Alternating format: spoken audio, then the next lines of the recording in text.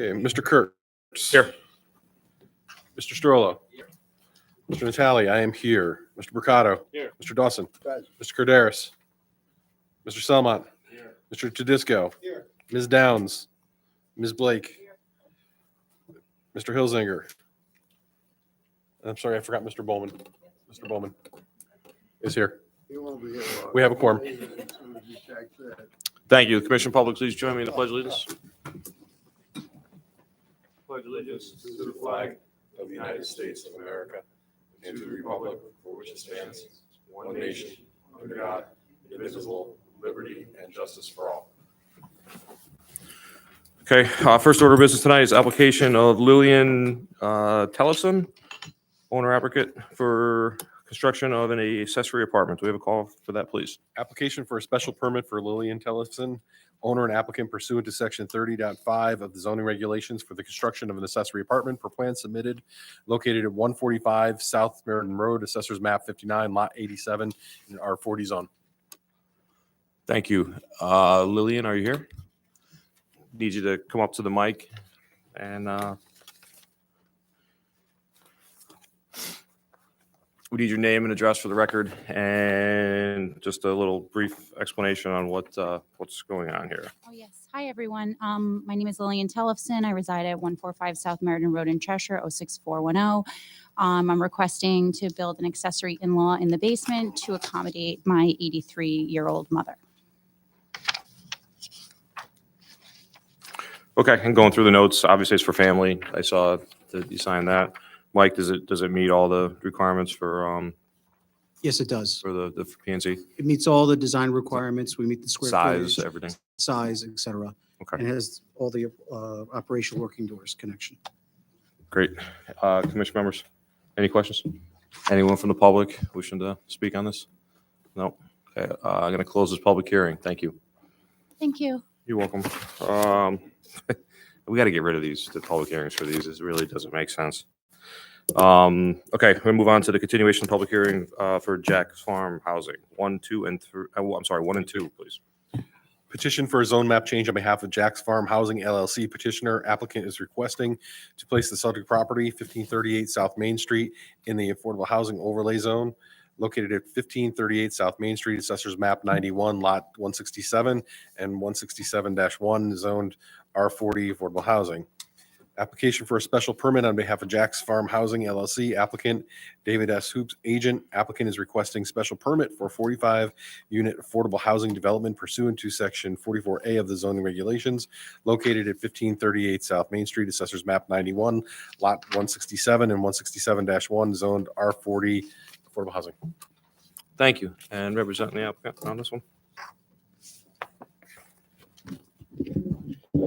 Yeah, yes, good evening. David Hoops, 185 Asylum Street, Hartford, Connecticut, for the applicant. I'd like to report that we appeared before the WPCA on December 29th, and we did obtain a determination of feasibility with respect to the sewer connection. We have also submitted plans that I believe were in the packet that was delivered to you that did show revisions as you requested. And Mr. Ritchie and Mr. Petito will explain those. You may have noted that the plans that we submitted, that again should have been in your packet, also included an alternate to the site plan where instead of putting the fence at the parking lot, we moved it back to the berm, and Mr. Ritchie will explain why we believe that's a superior plan for several reasons. Again, we submit those two alternatives for your consideration and your discretion.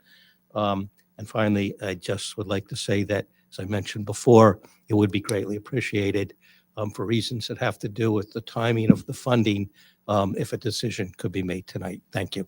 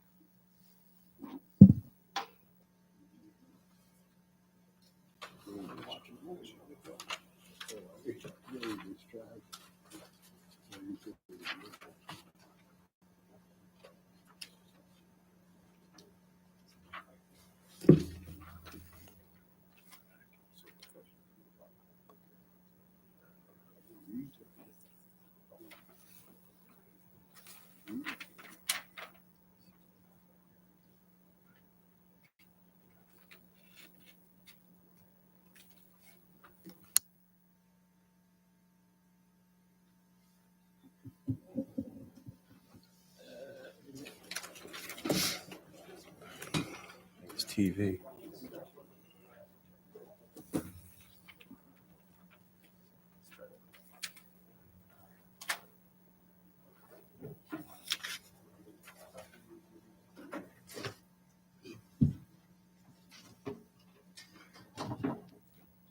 Oh, my God.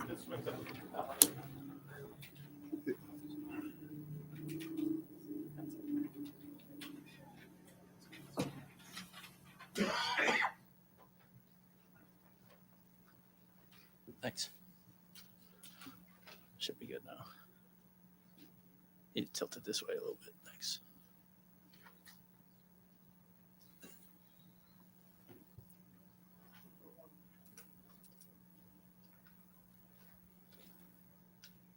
There you go. We'll watch a movie.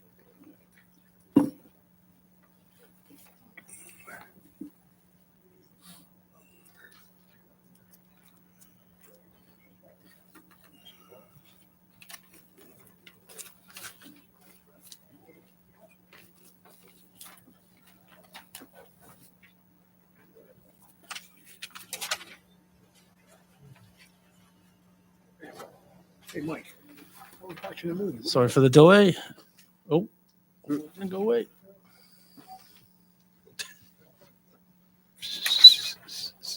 Back on again. There you go, man.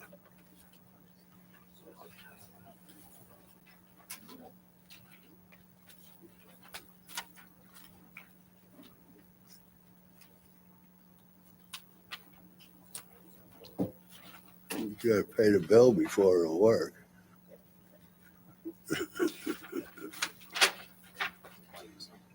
Oh.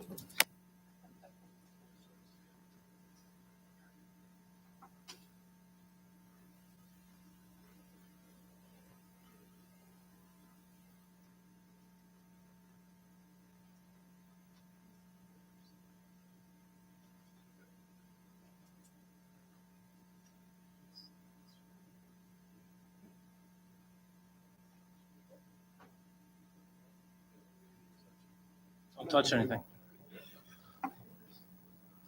For the record, my name is Todd Ritchie, professional engineer with SLR Consulting. As Mr. Hoop said, we prepared two plans in response to your comments and input from the last meeting. Focused on providing a barrier contiguously along the edge of, or parallel to at least, the rear parking lot to shield from headlights in the both, foreseeable future, but for also while the growth of the plantings fill in, it is a good option to have in addition to the hedgerow. So we prepared what we consider to be the proposed plan and the preferred plan, which is to keep the hedgerow on the berm, which is right here, but move the berm onto the slope of the berm, or the hedge onto the slope of the berm, and put the fence on the top of the berm. And that would be a 6-foot high fence, privacy fence on top of the berm, continuously from the southern property line to the north property line. Both of those, again, like I said, would help initially the 6-foot fence to provide the immediate screening. And then ultimately the arborvitaes would grow to, they're about 25 feet high in mature height. And they would have both the fence and the arborvitaes for that screen. The concern was, and still is the practicality of putting a 4-foot high or fence parallel and closer to the parking lot because of the snow issue. Nobody benefits from a broken fence. So over time, when snow gets piled up, and into a pile and can't be seen by a plowing contractor, and it's a PVC fence, it's gonna get, and in the winter when fences are more brittle, it's just gonna be constantly broken. And it's gonna be one of those things where if it's broken, it's not effective, and it's also a costly thing to repair over time. So we did provide this alternate in addition to your requested plan, which was simply to add that 4-foot fence. Do you lose the little walking track or whatever it is that if you have this, the fence next to the parking lot, is the walking track on? Correct. Because the plantings were still on top of the berm in that scenario. And that was just basically because that was the plan we presented last time, and all you asked us to do to that plan was to add that fence. So we didn't want to deviate from what you saw. But it looks like you added a fence to the berm where the trees were Correct, as an alternate.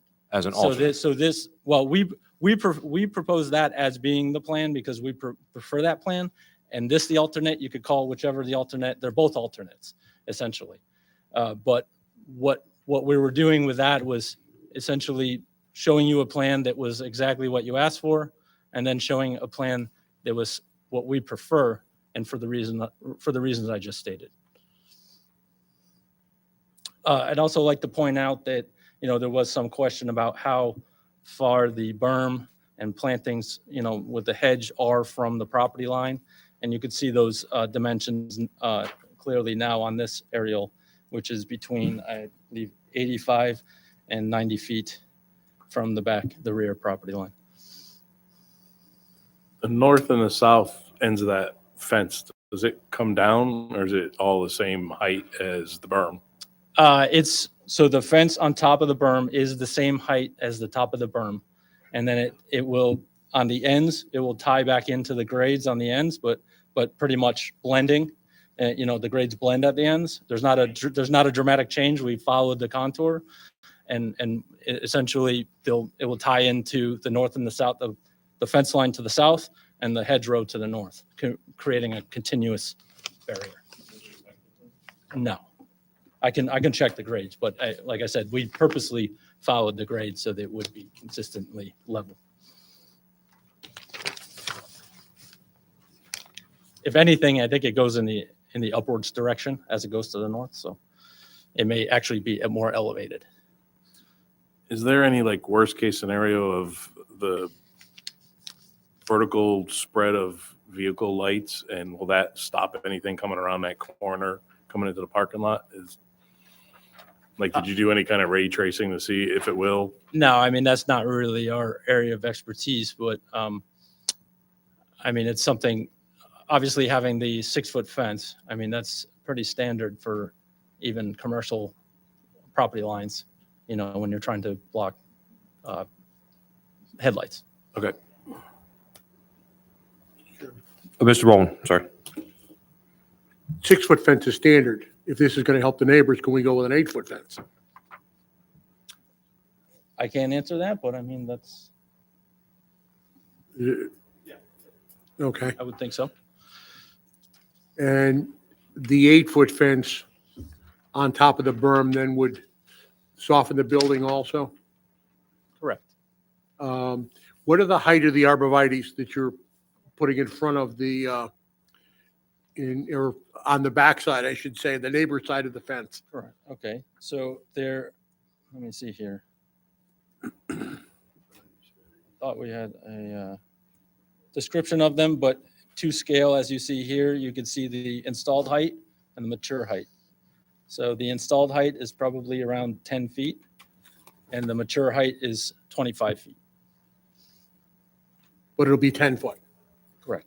Okay, thank you. Approximately. So even an 8-foot fence, that's going to cover or start to cover Essentially, the fence and the also, it'll be above arborvitae, the fence. arborvitaes will probably stick up a little bit above the Yep. fence. Good. And then they'll take off. Okay. That's a big arborvitae. It's this plant. That's pretty big, really big. To start. Yeah. Mr. Tedesco. Does the fence go from one side of the property entirely to the other side? It covers the whole width of the length of the property? Sure. Whole fence from- Yeah, See we can it do on that. So the fence starts right here.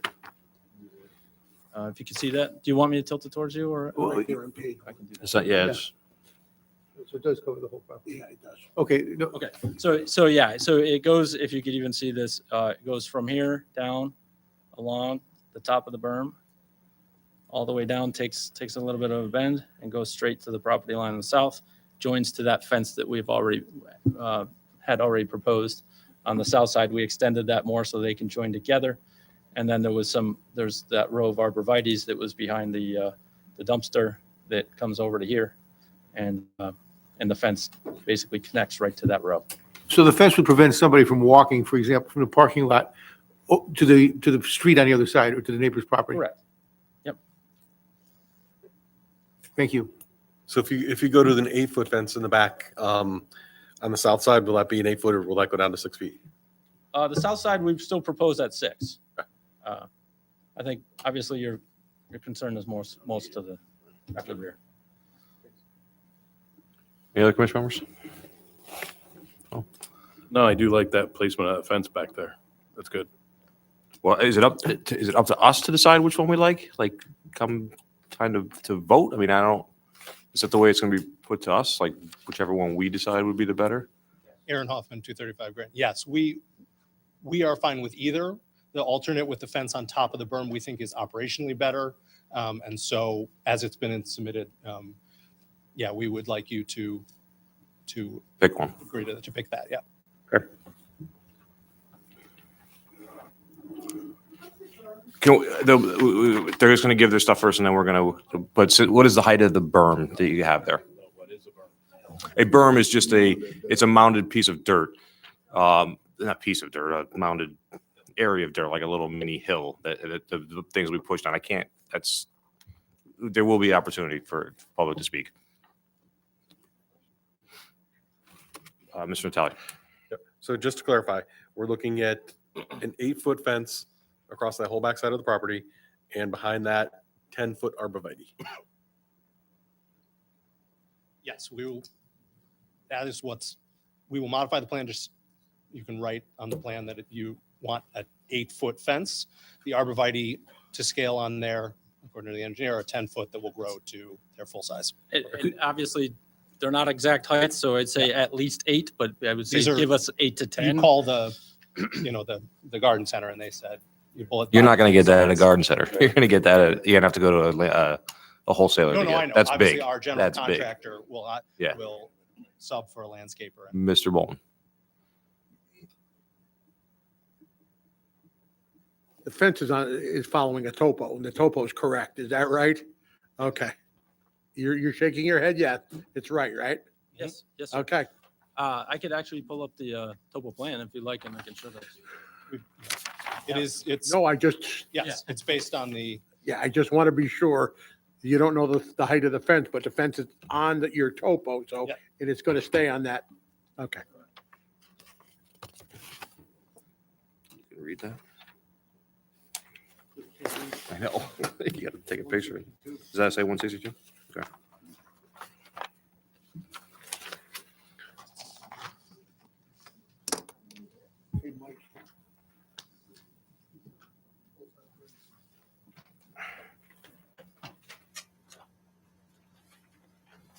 While he's looking at that, do you guys have more that show our us? tonight? architect was going to, and still can say that he submitted stair towers. We've removed the windows as requested, and that's shown in the bubbled architectural drawing. And those are the windows that are on the backside where the houses are. Hey, this memorandum that was in our packet with the 3 questions, was that addressed last meeting? It was December 16th, so I don't think so, right? It was 3 comments from Merrick Clement. So those can be handled as conditions of approval. Okay, All 3 of those, That just- he said. okay.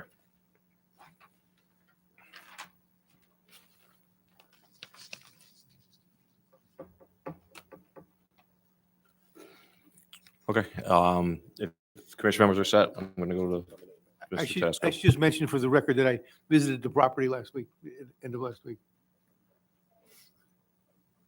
I visited also, but I visited from the vet parking lot and drove around the area, but I don't think I stepped foot on the property, but I did see a lot from the vet property. So,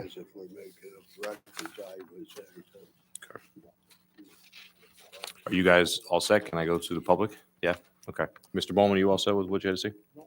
You know what? We'll go to public first, and then you can't get that. Take a picture of it. You can blow it. Okay. Okay, at this time, I'm going to go to the public. Anyone from the public wishing to speak on this application, just need you to come up to the mic, name and address for the record, and ask your questions or comments.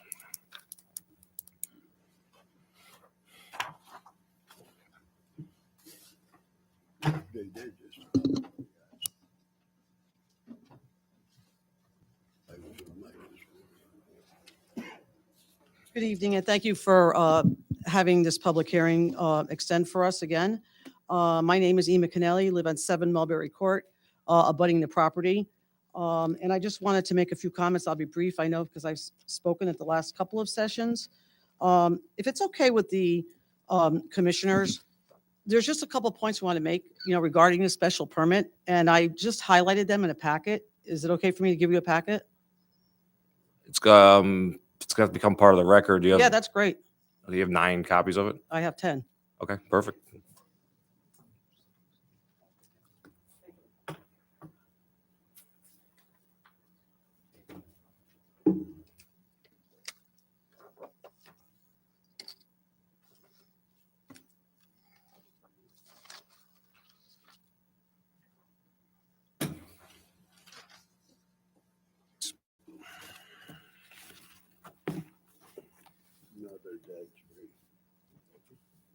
Thank you very much.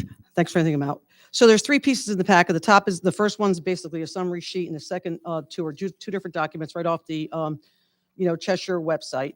And basically, as we know, this is I highlighted the areas I'm just going to speak to, and as I said again a couple times, I will be very brief, but I just thought it'd be easier to show it to you rather than just to talk. So basically, in 44A .6, the procedure for affordable housing development application. In this section here, it states that that the application shall be treated as a special permit application. I know we heard at the last meeting, in the last couple of meetings, that this is a special permit application. If you go to the next page where we highlighted design standards and dimensional requirements for affordable housing, 44A.8, I just like to go to the last page of that document, which is 44.8.3. No building should exceed 240 feet in length. Building facade shall include relief and articulation to appear residential in character. We know that this building is not 250 feet, but we question the rest of it. Does it appear residential in character? We do not feel that it appears residential in character. We'd like to, be very respectful and ask the commission to do what you have in your power to take a look at the design that's been presented there. This is a special permit, as we know. This is not an 830G application. I do have the 830G application, but I know you're very familiar with that. And so what we did was we went through this. Frank Pepe could not be here this evening. He has a family emergency going on right now. So I'm speaking on behalf of Frank, myself, and the association that we'd like the town to really take a look at the special permit application. If you take a look at the last document, which is the actual special permit section 40 document. As I said, I know you know this inside out, backwards and forward, but I just thought it was easier to highlight the specific areas that we are concerned about. So, the town of Cheshire has a special permit, and, it is my understanding that the reason it has a special permit is because the town, has discretion over what is in a special permit. So that would be the intent of why we actually have this whole special permit and not just the 830G application. So if you go to the second page, 40.4, the Planning and Zoning Commission responsibilities, what the association has done is gone through this. And if you can obviously read it, but I just highlight a couple of things. Basically, the section that talks about where the Planning and Zoning Commission finds that the proposed use or the proposed extension or alteration of an existing use is in accord with the public convenience and welfare. And we would like respectfully to ask the commission to just take a look at the 5 points that we are concerned about. 40.4.1, the size and intensity of the proposed use. The size of this building now is extremely large. I know you don't want to hear it because this is a plan in front of you, but the original plan design had 2 smaller buildings, which was very amenable to the association. We had a nice presentation at the Housing Authority. We were all very, very good with the project. We actually liked the Jack's Farm project. And what it has evolved in now is not what it used to look like. And we do not feel that it fits into, the size does not fit into the, what a residential, backing up to a residential neighborhood looks like. 40.4.4, the location, height, arrangement, design, and nature of any existing and/or proposed building and appearance. We clearly feel that this does not fit in to what backs up to single-family residential homes. The two buildings, even with a silo in between, would have, but this large building looks like something that you see like the healthcare building like on Route 10. 40.4.7, the nature of the surrounding area and the extent to which the proposed use and its features and appearance will be in harmony with the surrounding area, including the effect upon property values in the neighborhood. The large building is clearly not in harmony. That is stated throughout this whole special permit packet. It looks like the intent of the special permit is to have it look like it's in harmony with the rest of the surrounding area, and we clearly feel it does not. Then in 40.5, additional conditions and safeguards. In granting any special permit, the Planning and Zoning Commission shall attach such additional conditions and safeguards as are deemed necessary to protect the neighborhood, such as, but not limited to the following. And there's two sections. We just heard a lot. We are not privy to the plan that was presented tonight, but basically, it sounds like they were addressing this part, 40.5.2, the requirement of screening of parking areas or other parts of the premises from adjoining premises or from the street by walls, fences, planting, or other devices as specified by planning and zoning. So we obviously would want proper screening. Like I said, we didn't get to see the plan, so I'm not sure if it meets that requirement. And the last one, 40.5.3, modification of the exterior features or appearance of any structure where necessary to be in harmony with surrounding area. Again, this is repeated in your document on special permits, and we do not feel that this is in harmony with the surrounding neighborhood. I drafted just a single sheeter, which is a summary, which, overall, first of all, I just want to really thank the commission for allowing the public to have a hearing, to speak and to have the hearing. We really appreciate that. We know your job is not easy. It's a volunteer job. But we just want to make sure that, what is being built in our backyards is something that goes along with what Cheshire looks like. So I just highlighted the 5 points of the special permit that we'd like you to consider. And we'd just like to thank you for allowing us to speak tonight. Thank you very much. Thank you. Anyone else from the public wishing to speak? That's okay. You guys can line up just so. Good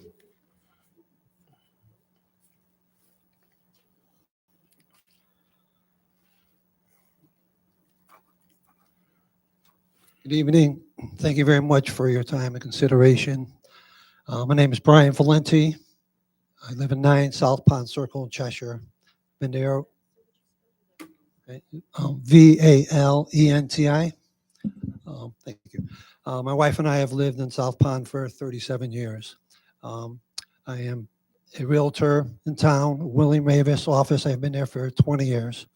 So I'd just like to agree on certain facts that Emma Kennelly brought up. And one, I am not against affordable housing, but I have a problem with the plan that has been submitted. And I agree that Section 40.4.7, when it talks about the effects on the property, I believe that this development that they're building will have a negative effect on the houses abutting the property on Mulberry Court and the South Pond Home development. An easy example would be if I were to list the 2 properties in South Pond, one on Mulberry Court and one on South Pond Circle or Pondside. I would list the property on Mulberry Court less than the value of the other properties. All the houses in the South Pond development are 43 houses, all colonials, 4 bedrooms, 2.5 baths, 2,300 to 2,700 square feet. Now, can you imagine having the 2 listings and having a buyer come into Mulberry Court where the houses have been selling for over $500,000. Walk through the house and then go out to their back deck. And there in their sight line is this 3-story building, parking lot for 100 houses, and a garbage disposal. I'm sure that person definitely would buy the other house on South Pond before they would buy this house. Or if they were to buy the other house, they would definitely ask for some reduction in price. So as a realtor for 20 years, I'm saying that this will have a negative effect on the Mulberry Court properties. Thank you for your time and consideration. Appreciate it. Thank you.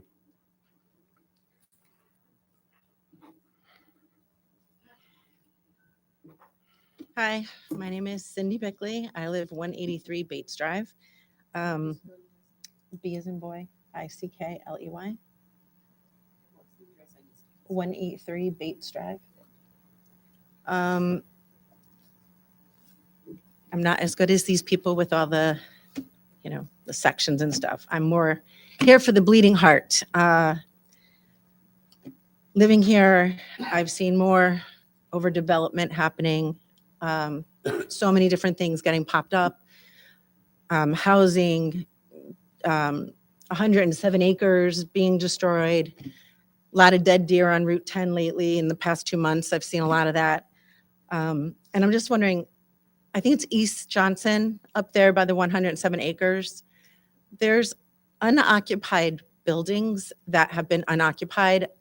Again, I don't know why we can't use them. I don't know what the whole situation is, but it's been sitting there. And I don't understand why we keep taking the land that is, just in our backyards, and we're not using the properties that we have that are just being there. Like they're just sitting there doing absolutely nothing. I've had a bear in my yard. I had a bobcat right at my front door. And the thing is if my grandkids are outside one day and something happens, like who do I blame? It's not their fault. It's all the building. It's taking all this land and just, I don't know. I'm just wondering if we could use the properties that are already there that could be torn down. I mean, could this housing go on East Johnson? I mean, I don't know. I mean, we just keep taking and I know, Unfortunately, to answer that, I mean, it's not a great answer, but somebody owns this property. Somebody has the rights of this property. No, It's kind of hard to take the rights away from someone because it hasn't been built on and say, no, you can't do this. It has to be done in another area of town. So, I mean, that's a cold answer, but that's just the way it is. You can't take the rights away from a property. No, owner. I understand that. It's just, all the house, like what they're saying, they don't want it there, and it's just an eyesore, and it's just, I don't know. That's what I'm saying. I don't know all the laws. I don't know all the rules. It's my first time standing here. I'm a nervous wreck. I'm just great. trying to speak up for I want the animals, I'm the bleeding heart part, they know what they're saying. I'm the, speaking for the voiceless, I'll say. Okay. But I appreciate that I did this and I feel a little better. And, I know there's great. not an answer, but I feel better. So thank you.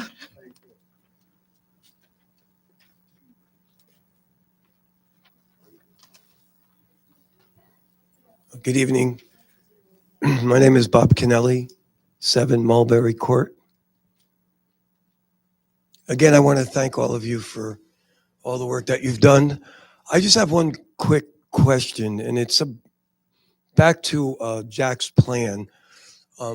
When we looked at it originally with the 2 buildings and the parking underneath, we liked the idea there was going to be crops grown right behind my backyard, sold and so forth. The whole concept was great.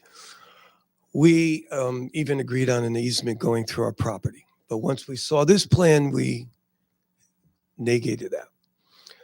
My question is, I just want to know if someone could verify this or at least tell me if this is true. But I was told that there was a affordable housing new development that is up by Blackie's by the pond up there that has parking underneath the building. Now, did the fire department say it was okay for them to do that, but it's not okay for this plan to have the original plan, which was the parking lot underneath the two buildings?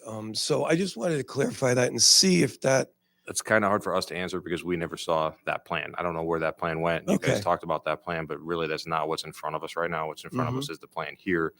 So I don't know how far that plan went. I don't know if well, the building's up and the cars are underneath the building. oh, no. That plan, yes. Yeah. That plan That's was what I'm talking approved. about. That's different. No. We didn't see the plan that you're talking about. So Oh, you the didn't see question Jack's you're plan. asking us, why wasn't that Gotcha. brought Okay, forward I to see what us? you're I don't saying. know. We've never seen that. Yeah, So you it's didn't kind of see hard the for us first to plan. answer. It's impossible for us to answer that question. Yeah, because you didn't see. the We have first this plan in front of us. The plan up there was a totally different plan. plan. Yeah. That was approved by Okay. the fire department, approved by everyone the correct way. It's just, Okay. All right. Just wanted to clear that up. Mr. Bowman, you want to add to that? No, Oh, I thought you you know, did. Sorry. it's unfortunate, Mr. Kennelly, that it's almost like the housing authority didn't act in good faith because they brought to you a proposal first. And it's sad that that didn't get followed through, but this is what's in front of us. Right. And this is what we have to act on. Right. And this is, it's not perfect. Everything that your wife has highlighted in here is 100% correct Mhm. under our special permit situation. Right. But if this comes in under not our regulation, but the state regulation for affordable housing, the numbers could go up and we lose control as to what we can do, Mm-hmm.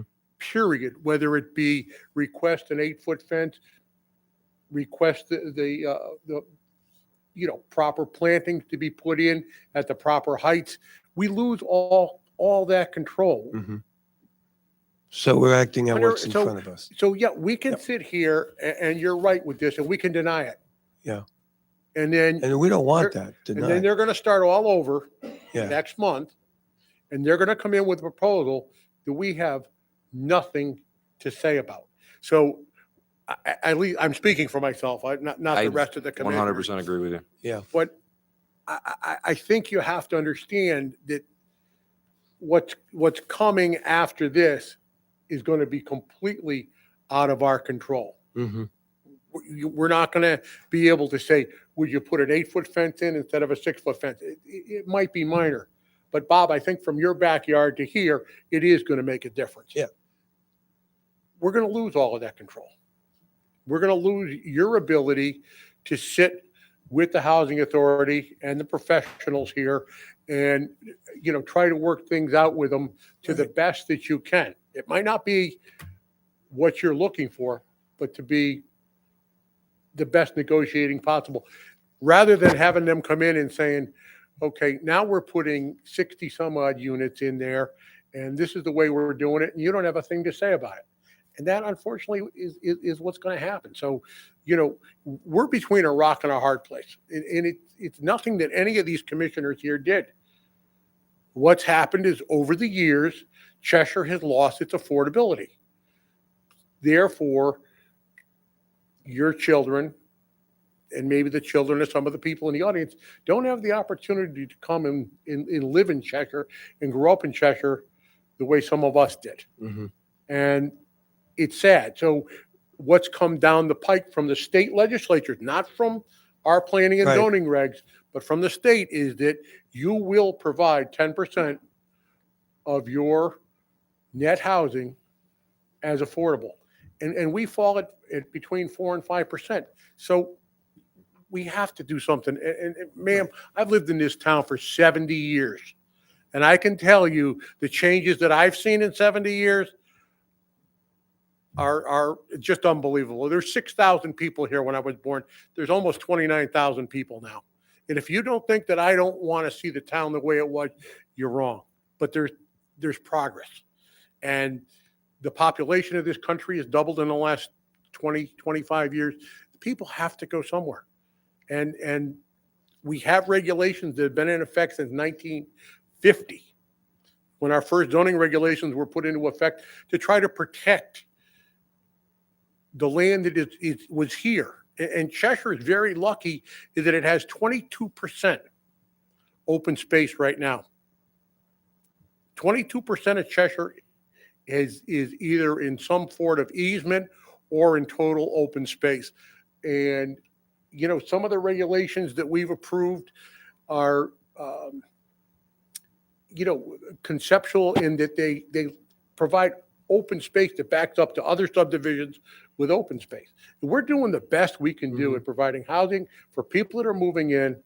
Right. And you know, for affordability and Right. this, you know, Bob, it's just. No, man, I'm not against it at all. For You the know, record, and I'm sorry. I'm not against it. I'm just against the plan. That's all. You know, But, we you know, sit I just here wanted to be time clear after on that. Time after time and get beat up because, you know, of the projects that come before us. Most of our hands are tied between our regulations and state regulations. Yeah. We have to approve a lot of the things we approve. And believe me, the first deer I saw in this town, I was here 30 years before I saw deer in Cheshire. 30 years. Last year I hit 2. And you know, I know it's sad, but we're not pushing the deer out of where they were. They were just never here. The deer weren't. There's more deer today in the state of Connecticut than there was when the Pilgrims landed. Cheshire and the state of Connecticut went from 80% farmland fields to 70% forest in the last 100 years. And that's what has increased the population of the deer and the bears and the fox and the bobcats. And that's why, because there's no more farmland. It's less developed and there's a lot of forest. So I don't know. Yeah. We need your help too. I don't know what to tell you, but you know, Yep. We're Well, stuck here. Sorry, Bob. Nope. Thank you, Matt. I And I'm appreciate sorry it. for babbling on. That's all right. Yeah, we're used to it. I'm used. I'm used to it. Yeah, Mr. Natale. I want to add something there. So during the past 2 public hearings, I specifically asked Mr. Glidden to go through the differences between our regulations and 830G. So I was going to do the same thing tonight just to make everybody understand, like Mr. Bowman was saying, you know, how our hands are kind of tied there. But I'm going to ask Mr. Glidden, just bear with me. Okay. I want to ask you a couple questions here. So this commission, not saying this commission turns this down. We hate this design. We don't want to do anything. We turn this down. The applicant comes in tomorrow, files the 830G application with the state. How many units can they build? It's up to the applicant. How tall can they be? It's up to the applicant. What's the density? It's up to the applicant. What are the design standards? There are none. So if they wanted to put up a 15-story brick building, they could. They could, provided 2 or 3 things are met, which one does not apply to this application. If they wanted to put a parking lot in the back and have all the headlights for every car in that let's say on the lot, thank you, facing all the houses in the back there under 830G, could they do that? They can. So 830G is basically, there is no standard. The three things they have to meet, and then really, it's the burden of proof of the town to say that there's an issue, is one, is it a safe situation? Do you have proper adequate sight lines? Can someone get in and out and they're not getting hit? Which in the previous community I was with, we actually had a case, an 830G appeal, that the judge said, well, the drivers driving on Climax Road to the west could stop before they hit you at the intersection. So, I mean, the courts are really against it. The other is sewer. In this sense, you have a property that is served by public sewer, provided that the total density did not exceed what the capacity was for that stretch of pipe, et cetera, by WPCA. There is no limit. And there's no standards. So then, like you said, they could put the building on the property line. They can put a parking lot on the parking line with no screening. It could be lit so that you have every 10 feet a light pole, because there are no standards. Local standards do not apply in the 830G appeal process. It's basically, the intention is, it's the fast track to increase affordable housing stock in the state. Thank you. And you know, the reason why I bring that up again is following up with what Mr. Bowman said. we're trying to make a good decision. We're trying to make the best decision that we can for the neighbors, realizing what the potential alternative is. I don't want to see a, not saying that they're going to do it, but I don't want to see a 20-foot or 20-story brick building on your property lines with spotlights and everything that we can't control. So what we've asked them to do with the 8-foot fence, with the bushes, with moving things around, we're really trying to, look out for the neighbors. And I will say too that, I'm sorry, this is going to be a little personal, but for the housing authority, I'm a little disappointed that when we received the plans, I didn't see much thought for the neighbors.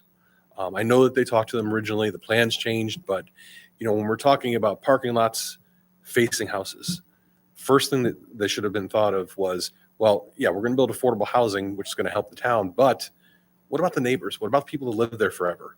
So, I was a little disappointed in that. I would have liked to have seen a little more, I'll say, oomph behind that with the housing authority looking out for the neighbors. But sorry, thanks for indulging me, and thanks, Matt, for bringing up what you said too. But the housing authority, they are volunteers too, and they're not experts. They do the best they can. So, I can appreciate that. So, thanks, guys. Okay, I knew I saw someone else up there. Yep. Anyone else in the public wishing to speak? Come on over.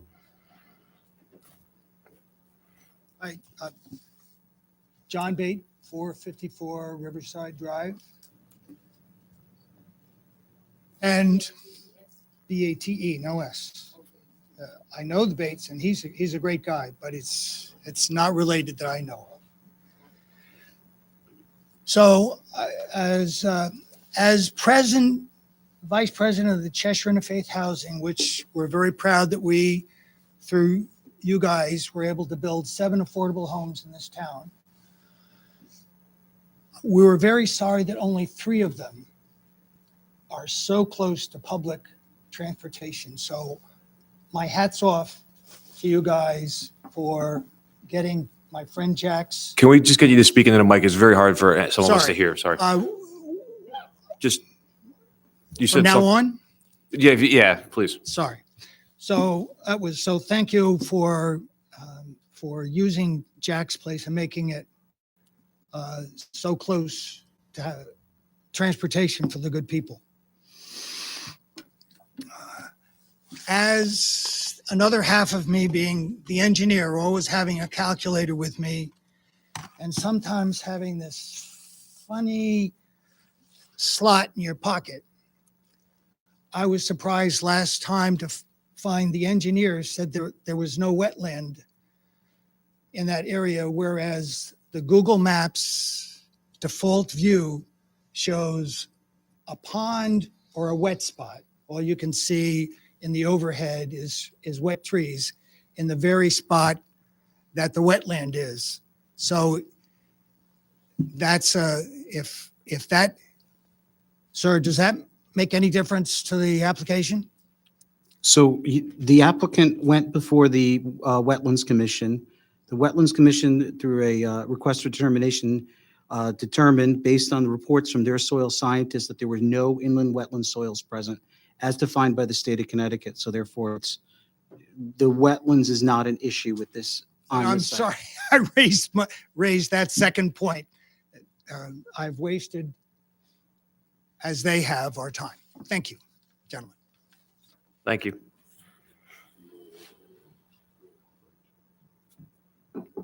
Diane Goldstein, 9 Mulberry Court. I just have a couple of questions. How tall is the building? So that if there is the berm, which I understand, I keep thinking, I know the berm is made of soil, and I'm watching all of this in California with these, rains and the mudslides. I mean, we're going to have this big pile of soil and then a fence. Do I have to worry that it's going to, collapse someday? No, Okay. it'll be constructed. Okay. And how tall is the building going to be? Will the berm with an 8-foot fence? Will I be Do you have seeing the a bunch building? of, can you answer some of Will these questions? people on the 3rd floor be looking into my windows? I saw a couple of you in the backyard the other day. I don't know, maybe you saw me. You did? Did I wave? Yeah. I was in my bathrobe. I can answer it. Please. Rocco Petito, QA&M Architecture, Farmington, Connecticut. As submitted on the original planning submission, the mid-grade to the midpoint of the roof is 30 foot 10 inches. So if you go to the midpoint of the roof to the grade at the bottom at 150, was it 152? It's 6 feet taller than that, making it 3610 to the mid part of the roof, and the top of the roof is 4110 from the grade. Thank you.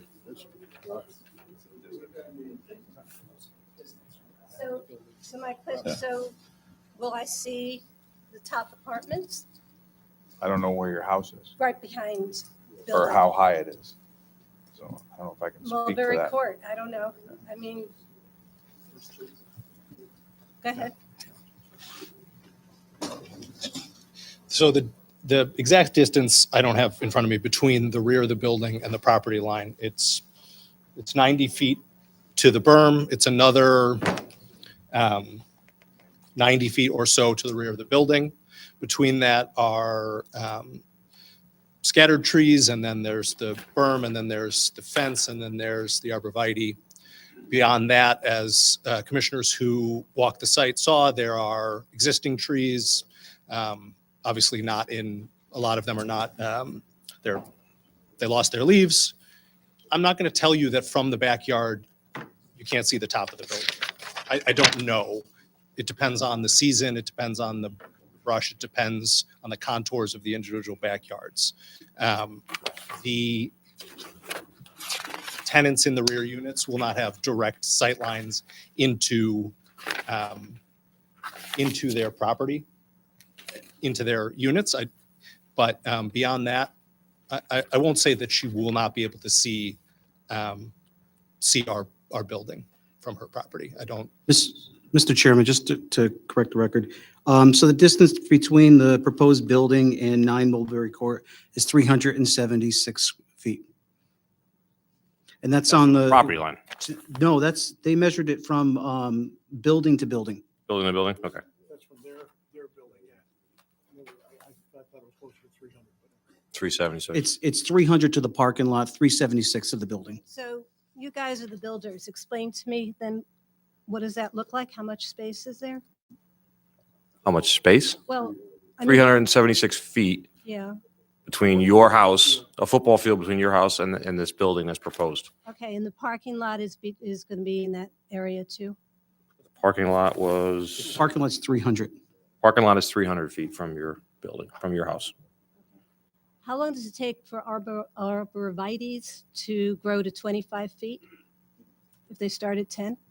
How many years? You're not going to get 25, well, Well, that's 25 what- feet's tall. It takes about a foot a year with proper care. Okay, so I won't be here then. All right. Is there any, so you said 6 feet or 8 feet on the fence. So I'm assuming now we're going to go with 8 feet. 6 foot on the sides, 8 foot on the, Who checks the work? Do you guys check it or does the town check it? I mean, so all of these, so everything gets checked by these plans that we decide on this evening? Before CO is issued. Okay, so everything is done that way. All right, and then who's in charge of like Route 10 state? That's a state road? yes. I'm thinking about all the 90 parking spaces in the morning at 8 o'clock in the morning. It hit me recently that I was in Stonegate Circle visiting some friends, and it's a 55 and over community in Cheshire, right on Route 10. And it probably took me a good 5 to 8 minutes to make a left-hand turn around 5 o'clock in the evening to get across Route 10. Yeah, they submitted a traffic study. I forgot it was A's or B's, whatever everything passed whatever state and our regulations. It wasn't an issue.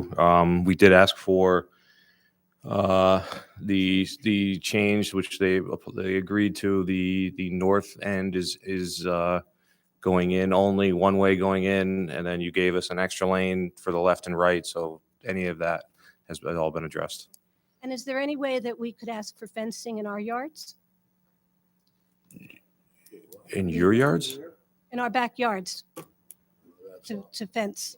That's, I'm not trying to be argumentative with Yes. you, but you're 300 feet. It's a football I field. saw you guys. I saw you though. I mean, through our trees, you were right there. So, I mean, we're going to have to put up fencing. Those trees are at this time of the year, there's no trees. It's moot. So if you put a 6-foot fence in and there's already an 8-foot fence on top of a berm, that's much higher than the fence you're going to put in. Okay. I don't see how that's going to help you. I'm not, Right. I'm not trying to be argumentative with you, but I just, requesting that they put another 300 or 400 feet of fence in. If they were blocking like what we asked them to do and put an 8-foot fence in and block and soften the building and do the things that we've done for your view and from your home, Mhm. to put a 6-foot fence in that's below Okay. what they have is kind of a waste, but. Thank you. anyone else from the public? No, you guys have anything else to close your final comments?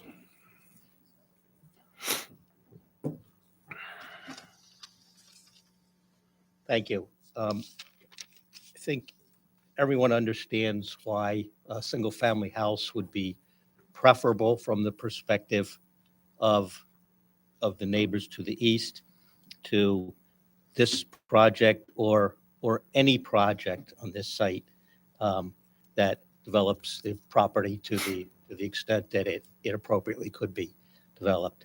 I do have to strongly disagree with the idea that there is a material adverse impact on property values. Yes. Yeah. Yes, certainly.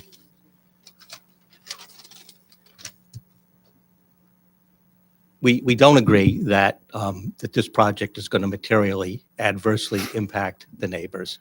I will say, and I will acknowledge that we could and should have done a better job of addressing proactively and upfront the visual impacts of the project on the properties to the east. That's true, but I suppose that's one of the beauties of this process is that it gives us, you, and the neighbors an opportunity to rectify that, which I believe has been done with the revisions that we've submitted.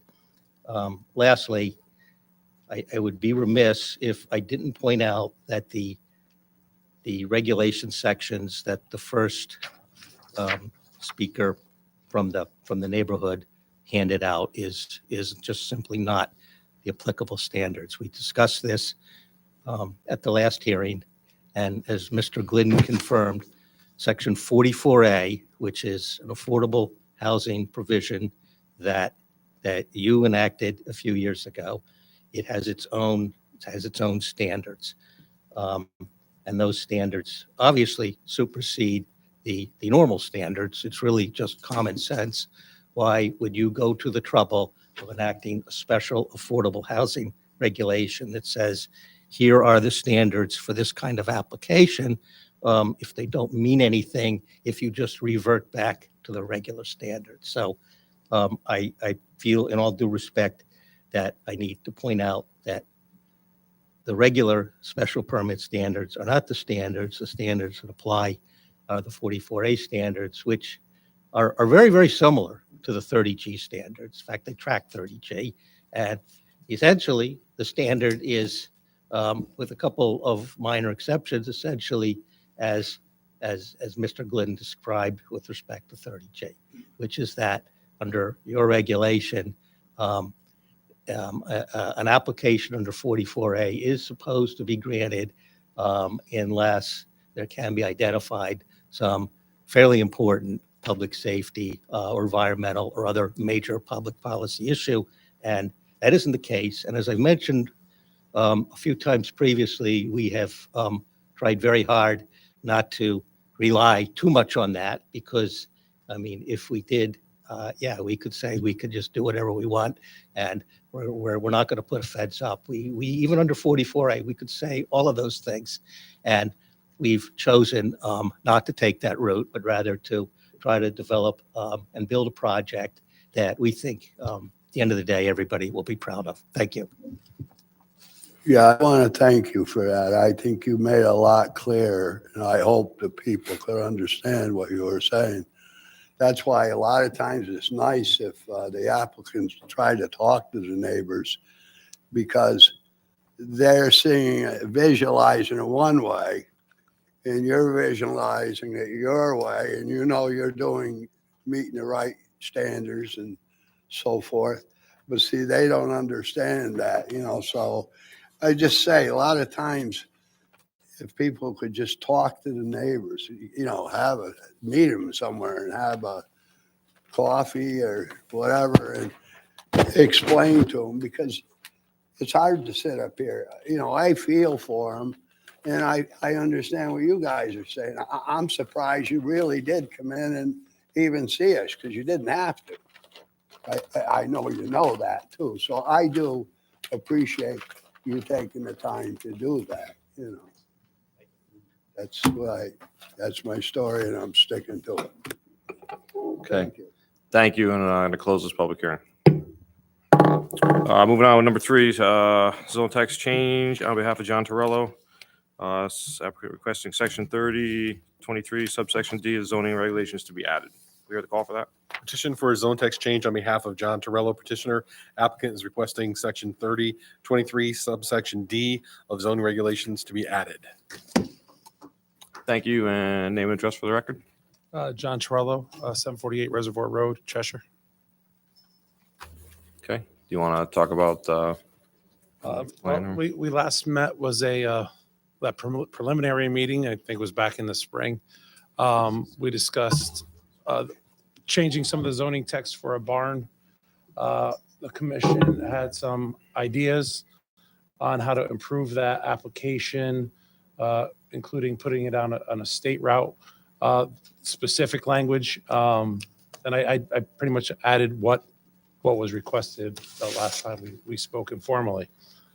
So I'm here again to resubmit what I provided, what we talked about before.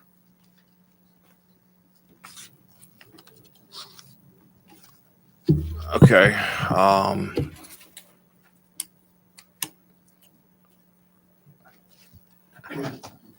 I don't have mine in front of me. You have yours in front of you? I have mine in the car. I didn't bring it in to all this, the forms. Do we have any of what the regulation is? I could make some, does everyone need a copy right now? Probably, yeah. Okay, because I know it was in your packet last meeting. Let me run down. I'll make a copy for you.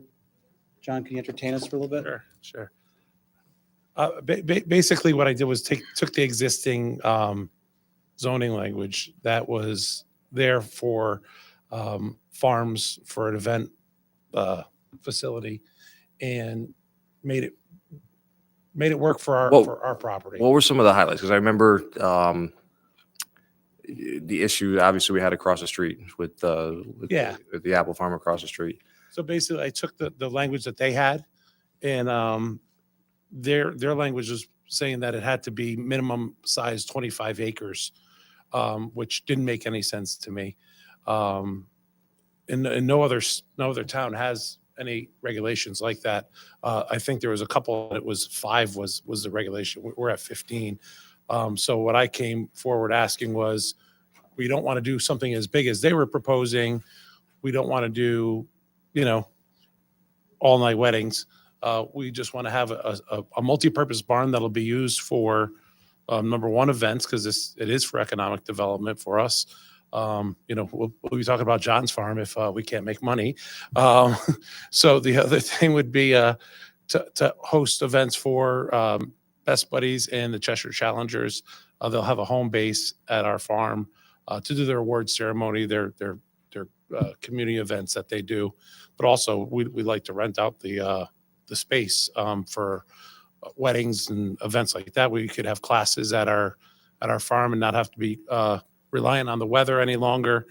And so I just made some of the changes. The big thing that came out of the informal meeting was, because we don't want everyone just coming in and saying, hey, let's put up a facility, that it needed to be on a state route, which we are. I capped the number of folks that we'd have. We have adequate parking. Since our last meeting, I did a test run retirement party. It had about 80 people. We did not park in our parking lot. We parked on the road behind the farm on our property. There's also a field that we didn't use that we could use for parking. And it went off without a hitch. We had a band. We had caterers. And it operated without disturbing our regular operations at the farm. And it went great. It was kind of like a proof of concept, and I think we passed. There were some neighbors there as well. So our neighbors are all are the ones who have approached us. A lot have come into the store over the past season saying that they want to support us with this. And really, there is no space like this around this area.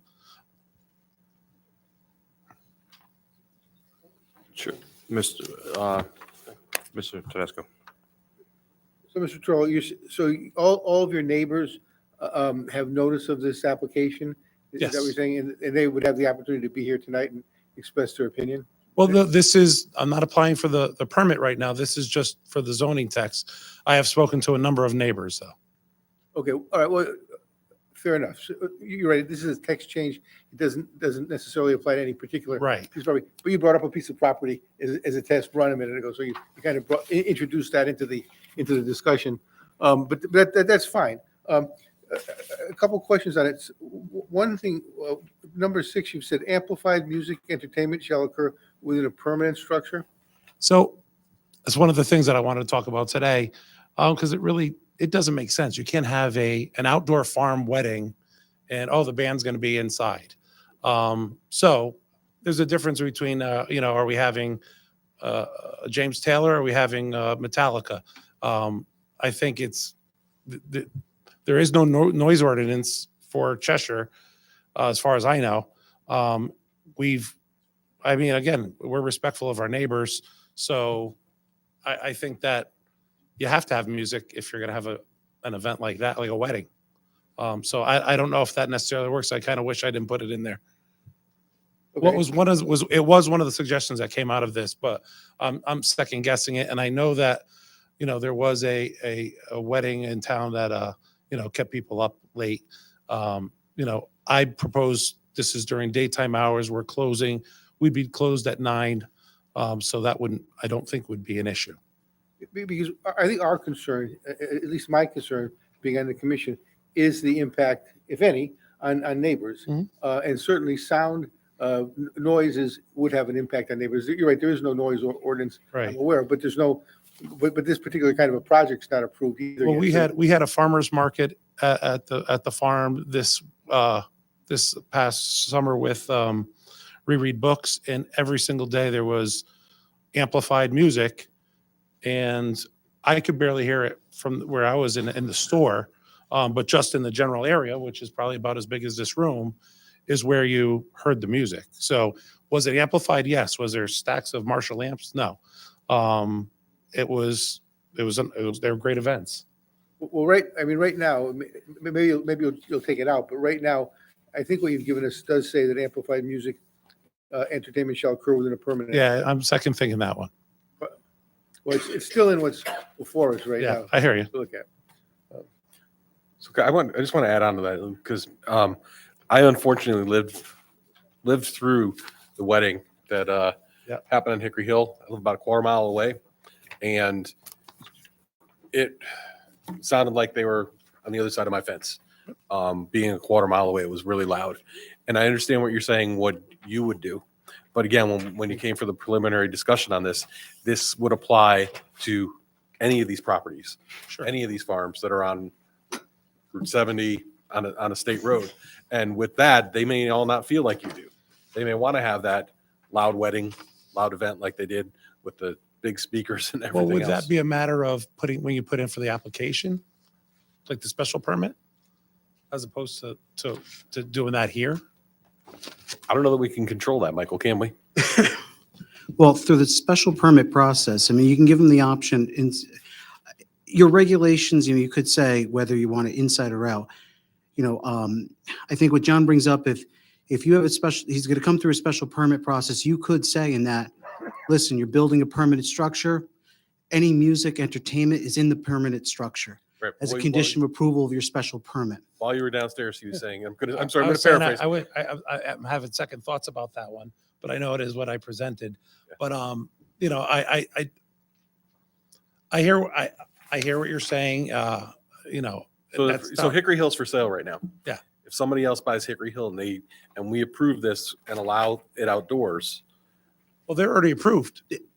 They actually, under the current regs, could come in because your current regs have a 25 acre minimum size to have the temporary outdoor events. right, but it has to be with the, they didn't have, when they came before us, they didn't have the 25 acres because it wasn't common ownership between the properties, so they couldn't. They put that there. combined it since then. Yeah, because they- it's roughly, the real estate listing is 29 acres. So they exceed the 25. So they qualify under the current regulations.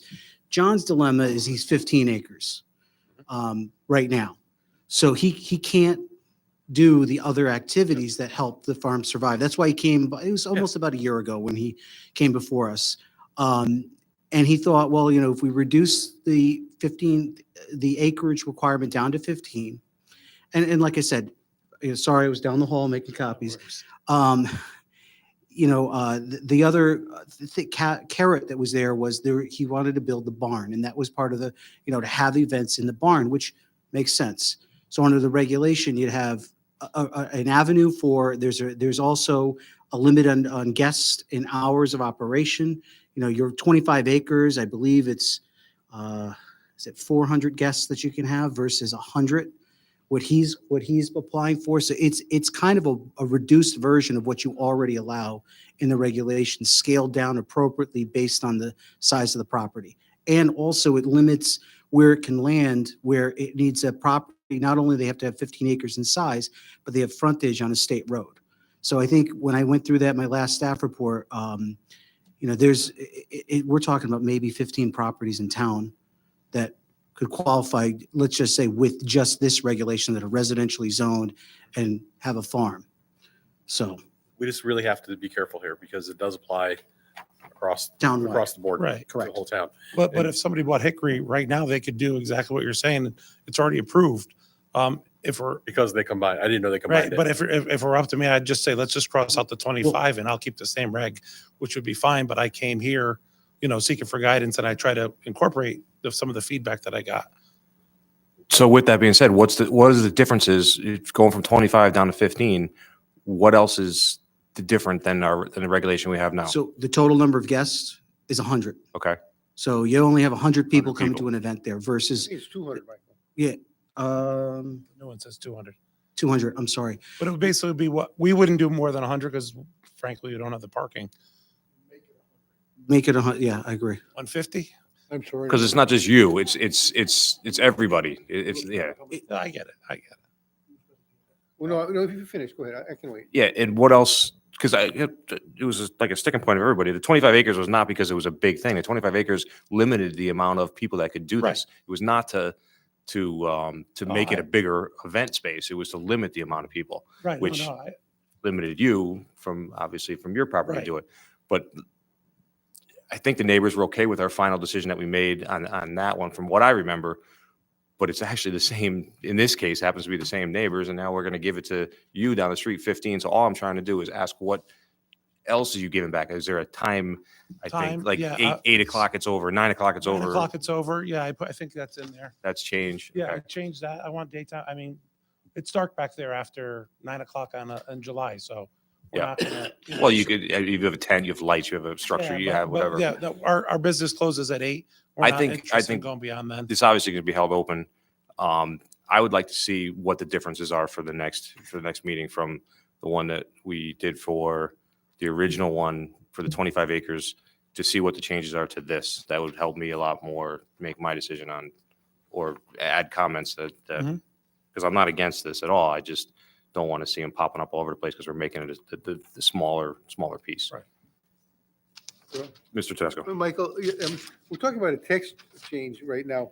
I'm looking at what our existing regulation that doesn't mean anybody can actually do this, because after the text change, if somebody wants to do it on a particular site, they have to come and ask for a special permit. And the current regulation, I remember when we wrote this, I think, it says a special permit issued pursuant to section 40 is required for a working farm to offer events and activities pursuant to the subsection. When acting on the application for a special permit, the Planning and Zoning Commission may vary the event standards in the subsection, including but not limited to the required setbacks, maximum number of attendees, hours of music may be played, and number of events per week, and limit the type of event or activity permitted if the Planning and Zoning Commission determines that such variance or limitation is reasonably necessary to ensure public safety or welfare. It also goes on to say, I guess, that the special permit's granted for a 2-year period, and then you review things after 2 years and decide whether it should be extended. So, Mr. Troll, you aware of all those provisions are going to? Yeah, so if I was a bad neighbor for 2 years, you guys can say, guess what, we're not giving you your new permit, and Yeah, you're but done. yes, but not only that, but we have the text change, but when a particular site is picked, and someone comes in to do something on that site, we can change the rules. Sure. Basically, it says. All right.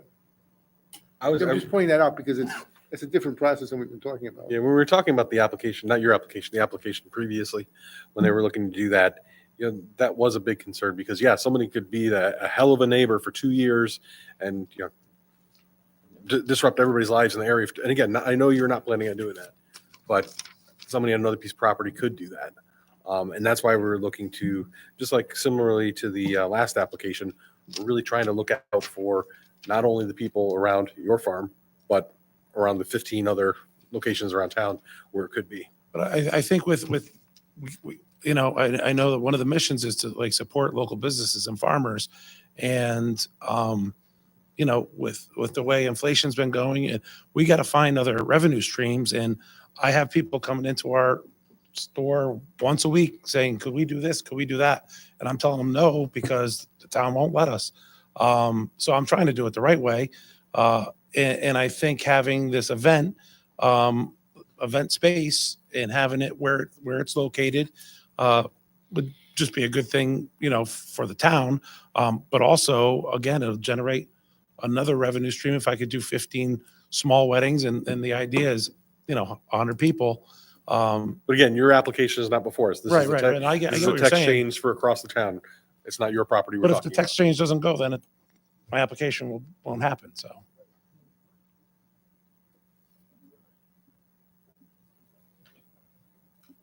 Any other commission members? Mr. Bowman? I just worry about the unimproved parking because if they have an event prior to or after a rain, I should say, it could present a problem. There are wetlands on the property. Can't talk about this It's gonna be- property. I'm sorry? It's not just this property. This is zone text change. This property. This is zone text change. It's a property anywhere on town, I'm just saying in general, general. if there is not improvement and there's wetlands on the property, the disturbance of soils could affect the wetlands that are on that property if the parking areas have some sort of improvement to them. That's all. Yeah, but we'd probably take that up like Lou had just mentioned with the special permit on the actual, I understand that. but I And understand. I'm glad that it is only a 2-year situation. Well, that's on the other one. That's on the existing with the 25 acres and we could put it on this too. Yeah. Yeah, exactly. Could be 1 year. It could be one, yeah. And any other commission members? Anyone from the public wishing to speak on this? No one from the public. Okay. I want to hold that. We can hold this open. Can we get that with the changes? Yeah, I can give you, you're looking at the existing reg versus the You know how proposed. you'll go through and you put the yellow Yeah, on I the can do that. changes? I can do That would help a lot. We just need one thing from John. I'm gonna need a 14-day extension because this was actually opened in December. Oh, really? That's right. Yeah, I think you This should is- give it to us because you weren't here. So I just need you to sign the letter here, John, Sure. before you go. We just want to make sure we do it right. We're nothing against you or anyone else. We just want to make sure we get it right. Do you have anything else to add before I I don't. Continue the public hearing? Okay. Cool. So we'll see you in a couple weeks. With that, I'll entertain a motion to adjourn the public hearing. Second. Moved and seconded. All those in favor signify by saying aye. Aye. Aye. Mr. Kaderis, Mr. Bowman, sorry. Okay, I'd like to jump into the planning and zoning regular meeting for Monday, January 9th, 2023.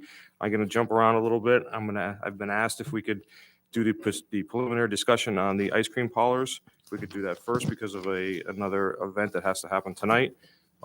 Is that person in the building tonight to discuss? Yes. So come on up to the mic and let's have our discussion. Let's hear what you are looking to do. You should probably, yeah. Hi, my name is Lisa Calhoun from 40 Corliss Lane in Cheshire. I would like to try to open a ice cream parlor at 500 South Main Street in the Dawson Building next to Bartland Park. And I understand that it's not currently zoned for, I don't know what the zoning is, but it's not. I think it's zoned. R20, correct? It's R20A. R20A? Yeah. I don't know what that zone is, but So the property is located in the R20A zoning districts, the transitional zoning district. Professional offices, medical offices, personal services allowed. The only issue is that she's proposing an adaptive reuse of the property as an ice cream parlor, but technically under your regs, it's not permitted in the zoning district. So she's just here tonight to kind of get a feel from the commission if she were to prepare a text amendment down the road, if there was any sort of concerns from the commission on such a change. So Michael, do we have a listing of all the R20A properties in town? So we know what we'd be looking at since this would be a text change for all R20A? Yes, so I can bring I don't have my computer with me. If I did, I would put it up, the zoning map. You have pockets along Route 10 that are zoned R20A. You have areas on, thanks, beat me to the punch. As Sean's pointed out, Route 70 on West Main Street. And you also on Maple Avenue have some areas that are zoned R20A. So you have it in different pockets, but the bulk of the area that's zoned R20A in Cheshire is on Route 10. So, but this would apply to all of those areas should you change, because like I said, it's for the zoning district throughout the town. So if we're talking right now about an ice cream shop in R20A, can we limit it to ice cream shops in R20A, or does this open it up to other commercial? So you already allow certain commercial uses, but what you can do is you can say, because you break down, your regs are considered permissive, and you break a ice cream parlor out separate from other food services, it would only be a ice cream parlor that could open should the change be approved. The other thing you could do is you could limit it to say, listen, we don't mind it on Route 10. If you were to propose something and you say that, by special permit, an ice cream parlor would be allowed in R20A zoning district, provided that the property has frontage along Route 10, that would eliminate the ability to go in other areas where it may not be compatible with the land uses in the area. Mr. Bowman.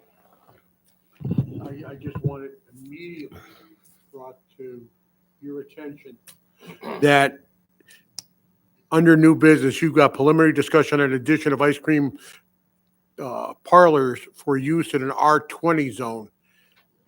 Yeah. I want to make sure that this is, That it I should be know R20. it probably is but it's, you know what?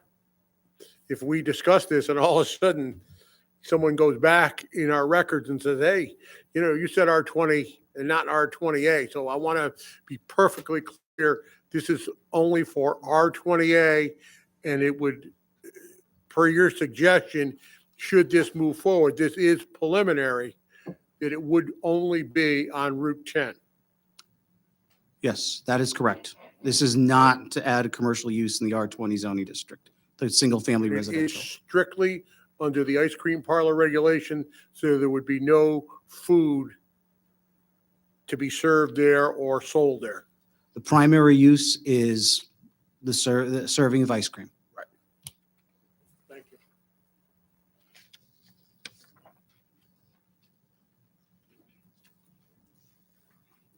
But this would have to apply to all R20A zones on Route 10. The one thing we can't do is just do it for this one building, correct? Correct.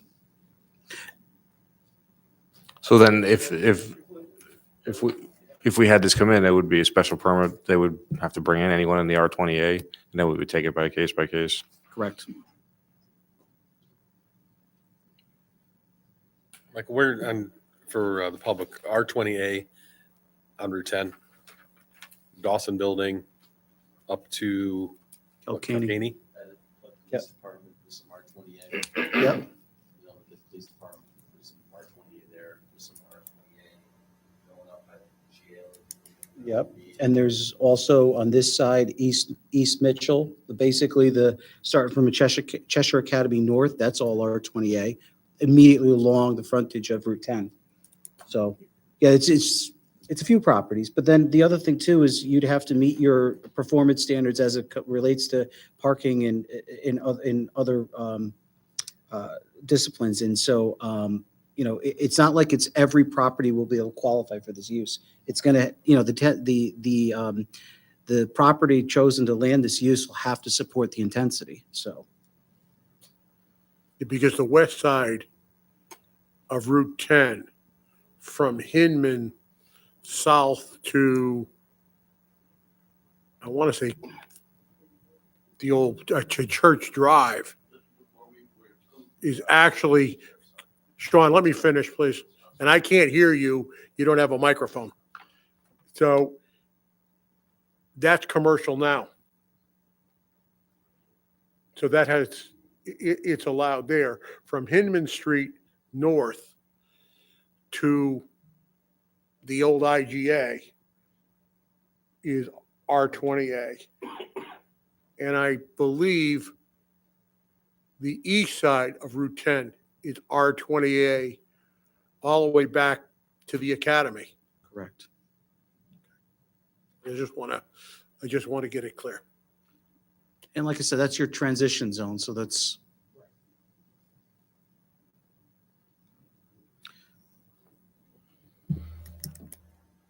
So it sounds like from the commission, if she were to come back and she were to limit that application of the text amendment, it would, I don't want to say favorable, but it sounds a little palatable than just straight adding the use to the R20A zoning district.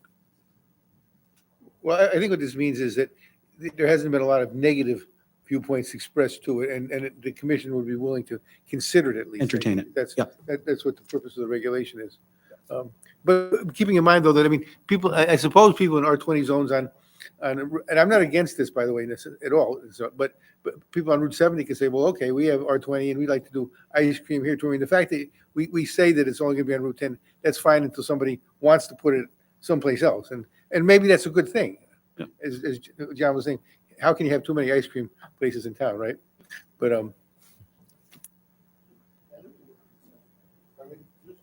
there is one on Route 70 anyhow. It's certainly, I think it's something that, could be considered, as Mr. Tedisco says. But I would like to see it very narrow in its scope. And I know we can't limit it to one property, but, the last thing you need, and I will tell you, I will never vote for it. If you say that there's going to be R20A, which Maple Avenue is, which is where I live, and I don't want to be, not in my backyard because I don't believe in that, but it doesn't belong in a residential zone where the piece of property that he's kind of a good place for it. Especially with the school there. All right, so I think you got the answer you were looking for. And you'll be in contact with Mr. Glidden. Thank you for coming out tonight. Thank you for your. Okay. Moving on to our regular meeting. Can I get a motion to accept the minutes from the public hearing and regular meeting from December 12th, 2022? Moved by Mr. Natale, seconded by Mr. Mercado discussion, corrections, anything in those meetings? Mr. Tedesco? There's about a 20-minute public hearing between 7 and 7:20. I got here at 7. I would just recuse myself. I came to the meeting was at 7:30, and I missed that first 20 minutes. That was, I think that was the cannabis. We just extended the 6 months cannabis, right? Was that the 20 minutes? Correct. Yeah. Correct. So you probably didn't vote on it. Is that what we're voting on now? We're just voting on the minutes themselves.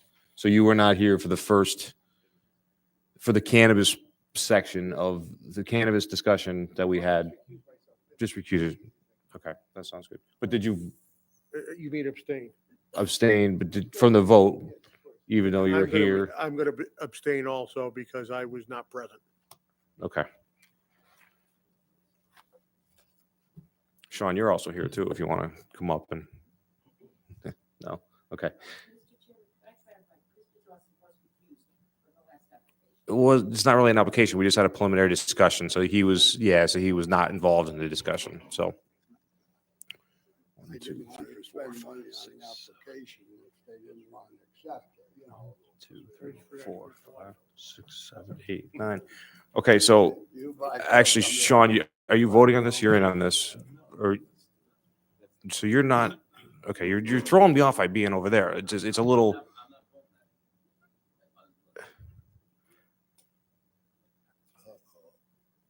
Okay, so you're gonna have to abstain from this vote because you're a sitting commission member who's not sitting, which is kind of different. Okay.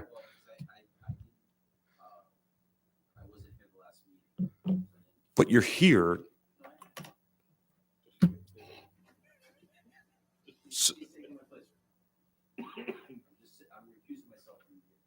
From the meeting, basically. You have to, or else you can't sit here. All right. This, as absent. I mean, it makes no sense that you're not up here.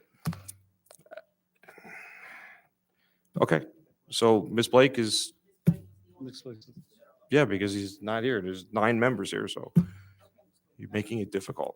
Okay. All those in favor of the motion signify by saying aye. Aye. Anyone opposed? Any abstaining? We're going to get rid of. So the motion passed 0-7-2 with Tedesco and Bowman not voting, abstaining. He's not here. I'm seen but not heard. Communications, we had the 824 referral for proposed sidewalk along Chester Street. Are we supposed to act on that, or what's the? Yeah, they're going for funding for this project. They're installing it the plans were in your packet along the western side of Cheshire Street between River Court and Wooden Circle. It's fairly simple. They're going to be public outreach, public meetings down the road.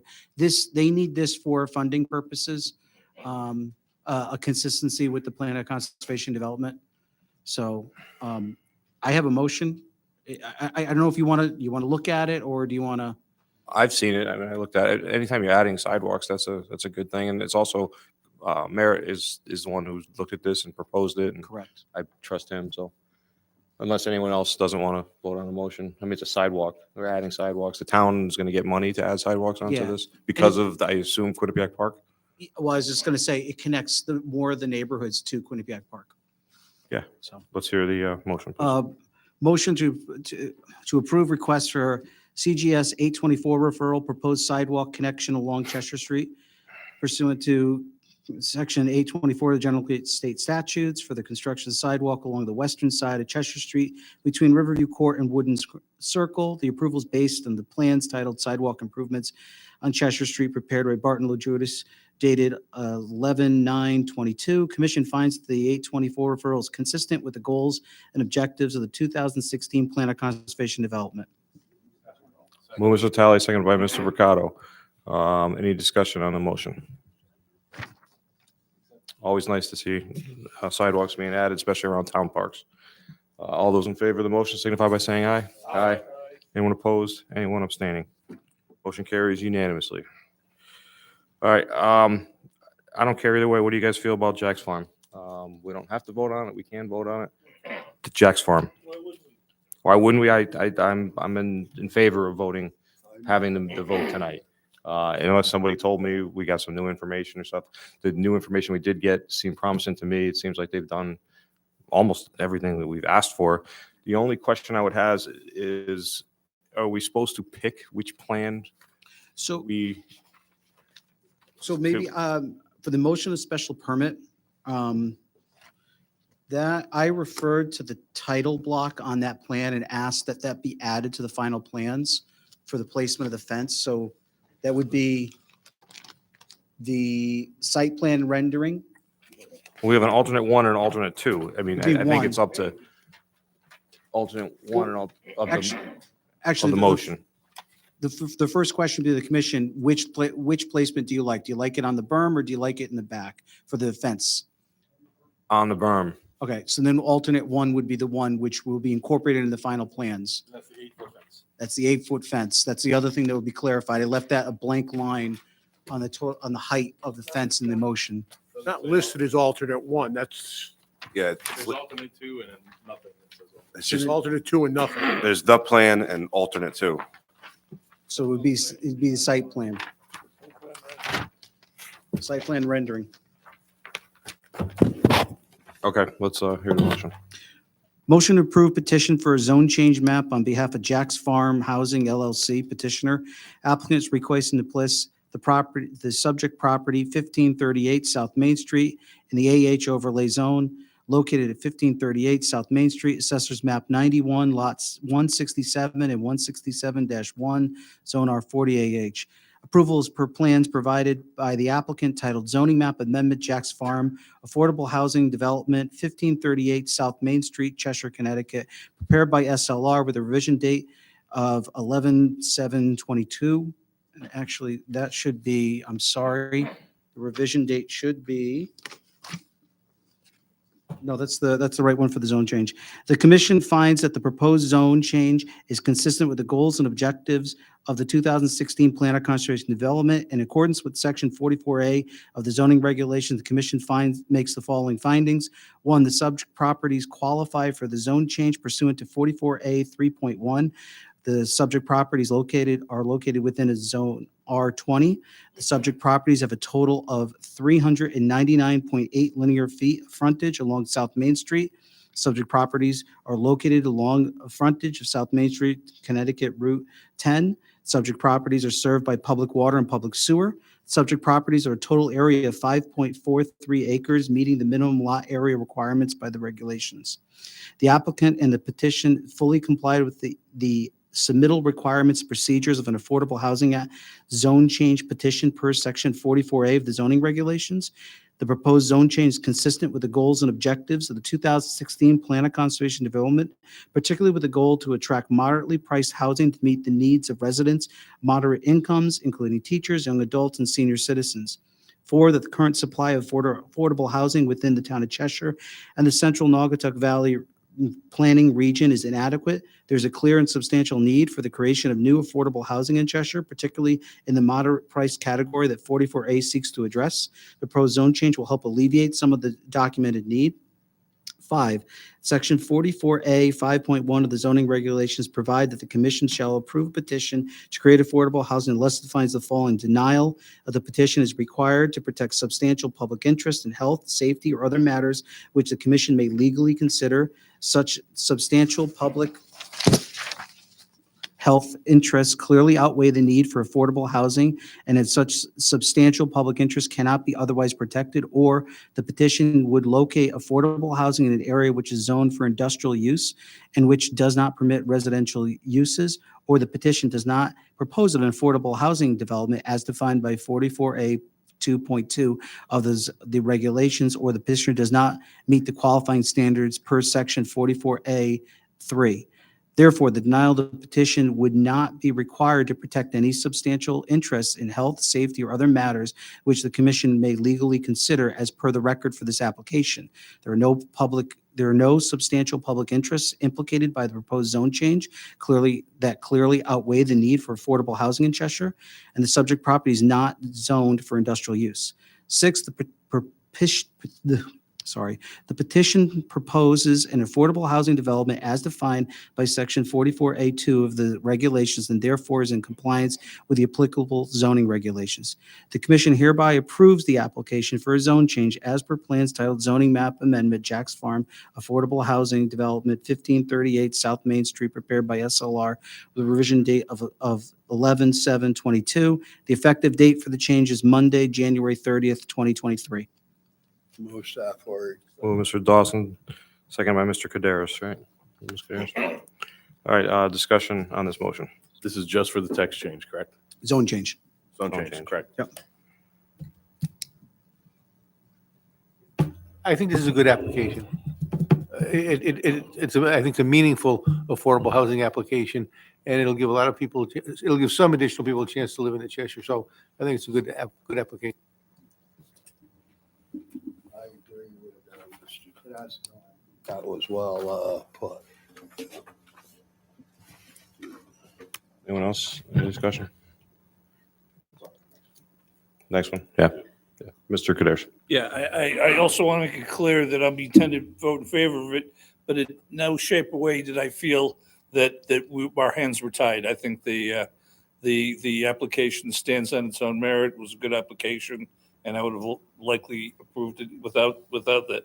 There is no sort of Damocles hanging over my head on this one. Yep, I agree. It's a good place for this application, so. All those in favor of the motion signify by saying aye. Aye. Anyone opposed? Anyone abstaining? Motion carries unanimously. Can we hear the next one, please? Motion to approve application for a special permit on behalf of Jack's Farm Housing LLC, applicant David S. Hoops, agent. Applicant is requesting special permit for a 45-unit affordable housing development pursuant to Section 44A of the zoning regulations located at 1538 South Main Street, Assessors Map 91, lots 167 and 167-1, Zone R40AH. The Cheshire Planning and Zoning Commission approved the application for a special permit in order to construct, it's a 45-unit affordable housing development per plans entitled Jack's Farm Affordable Housing Development, 1538 South Main Street, Cheshire, Connecticut, prepared by SLR, revision date January 5th, 2023. Further, the Cheshire Planning and Zoning Commission finds the applicant has demonstrated compliance with the standards set forth with Section 44A of the zoning regulations. The special permit approval is subject to the following conditions. One, the final plan shall incorporate the following changes. A mountable curb will be installed in areas deemed necessary for emergency vehicle access by the fire chief. B, light poles and planting of trees cannot interfere with turning radius of emergency vehicles on site. C, there shall be no parking allowed in drive areas of site, or the applicant or the owner will install signage and pavement markings as needed. D, outlet pipe between underground detention place system and MH27 shall have a positive slope to drain and reduce potential for surcharging. E, stormwater profiles shall be provided for all runs of drainage pipe. Said details to be shown on the file plans. F, FES-1 and FES-25 shall be labeled with invert elevations. G, remove windows in the eastern elevation of both stairwells/silos. And H, the installation of a stockade privacy fence that will be built to the height of 8 feet in the location as depicted on the landscaping plan titled Site Plan Rendering prepared by SLR. Said sheet is to be added to the final plan sheet. 2, applicant will coordinate with the following items with the appropriate staff member prior to issuance of building permit. A, building plan shall be incorporated with the following information. Provide exterior lights to identify the building's activated fire alarm. Fire alarms are to be monitored, including flow switches and sprinkler system. 3, address assignments for proposed buildings approved by building, fire, and police departments. B, applicant is to have limits of clearing, grading marked in the field by a licensed surveyor. Said limits are to be reviewed and approved by the zoning enforcement officer. C, a pre-construction meeting is required with applicable town staff prior to start of work. D, applicant shall execute an affordable housing restrictive covenant, comply with the section 830G of the Connecticut General Statutes. Final form of affordable housing restrictive covenant shall be subject to review and approval by town attorney. 3, applicants responsible for securing approvals with CTDOT for any work within the state right-of-way along Route 10. Applicant shall provide copies of approvals from CTDOT if necessary. 4, owner shall call for field test of compact road base with the fire department vehicle to determine if any adjustments may be necessary. 5, each building will have a fire department approved key box installed and maintained at locations as determined by the fire chief. And 6, 1 additional fire hydrant may be needed at or near the north entrance pending a field visit. Before we get that moved, you missed I under, did you intentionally miss I or is So- it just something? So I skipped I because I was for landscaping along the perimeter of the generator to be extended towards the southern property line. They're extending that 8-foot tall fence now to that property line, so it Okay. would be redundant to ask them to Done. add a few plantings there too. Okay. I need it moved and seconded. Moved by Mr. Dawson, seconded by Mr. Kaderis. Discussion, Mr. Natale. So the arborvitae doesn't have to be part of it because it's part of the landscaping plan, the 8 to 10 foot. Okay. Some of the other applications that we've approved on the state roads, the states, we've approved it, and the states come back and said, well, yeah, you don't have to do that because of the road. So is there any way that the state can come back and say, well, where you have that north entrance only going in, you don't need that? Can they change that? So that would be a substantial change that would have to come back to this commission based on the interior layout of the traffic pattern. So if DOT tells them that they want to change the driveways, they'd have to come back for that approval here because it changes the whole interior flow. I don't feel that's appropriate for staff to approve that. Any other discussion? Mr. Bricato. Yeah, I'll be voting in favor of this, but I'm a little torn. I do think that barn is very big and too close to the homes.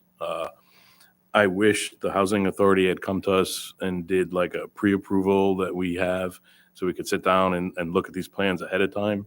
Maybe had moved that building to the south where there's already industry there, or there's a business there. It wouldn't affect them.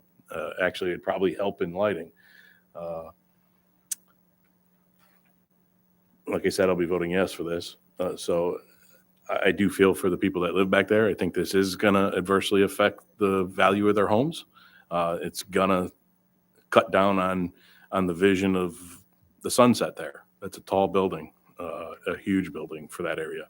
I don't think it fits in there. For the looks of everything, I think it does fit look-wise. You did a good job that way, having a farmhouse like that. I don't know what that previous plan is. Would have been nice to see what that was.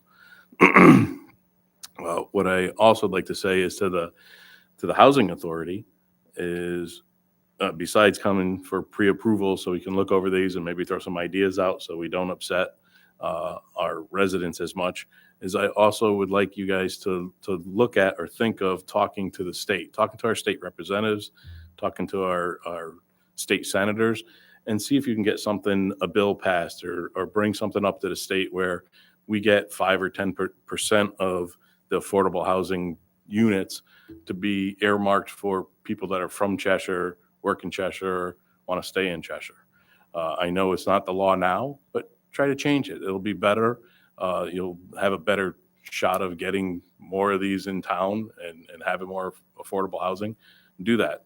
Step out of the box a little bit. Don't hide behind these laws. And thank you for putting that fence up. That was a good idea. That helped in there. Like I said, I wish we had seen this before and looked at moving the buildings around, to help them out a bit. But thank you. Mr. Salwa. Yeah, just want to comment on the application. Everything here with section 40, with the special permit, is a courtesy from the applicant at the end of the day with 8-30G. And I want to thank the applicant for coming in and really the neighbors in the area are the winners here because they are yielding to the requests and demands that we're making, and they're putting up fences and landscaping, and they really don't have to do any of that. It's not 44 or 830G. It's 44, okay, no, 830G. Our hands are tied a little bit. With that said, It is a good plan. It is a good design. I will be voting in favor of it, irregardless of having, our hands tied from a state legislator. This is all state legislature, has nothing to do with Cheshire. 8-30G is that. And to Rob's point, as far as talking to state legislatures, I think the having local influence to the people there, I think is actually federal, under federal housing. But talking to local or state legislatures, as far as loosening 830G and not having us under the gun for it would be smart. But again, the applicant is doing Cheshire a favor by coming in under 44 and representing or building something that's a little more representative of the town instead of just putting a 4-story brick building with a bunch of apartments there. So anyway, I will be voting in favor of it. And I thank everybody involved, the neighbors, the applicants, everybody else. Mr. Tedesco. I agree with those comments. Those were very helpful. I'm wondering, Michael, this isn't really helpful at the moment. I'm going to vote in favor of this certainly, is why we attached the special permit regulation, you weren't here then, to this is now befuddles me. It seems to me that we make our lives more difficult by doing that. Actually, the lady who came up with her arguments and gave us the folder, I mean, I agree that what we're doing is the right thing, but her arguments are not unreasonable based on the language of the special permit regulation. I think it is overridden by the affordable housing regulation. But I think we should think about whether we do that the next time. Just we could also have handled it and given ourselves some discretion by including in the affordable housing application something that says the commission may make reasonable changes that are not material to the application as a part of any approval. And we could have done what we do under special permits, I think, without having to deal with the special permit language. But I'm just going on unnecessarily, but just for future thought. Mr. Caderas.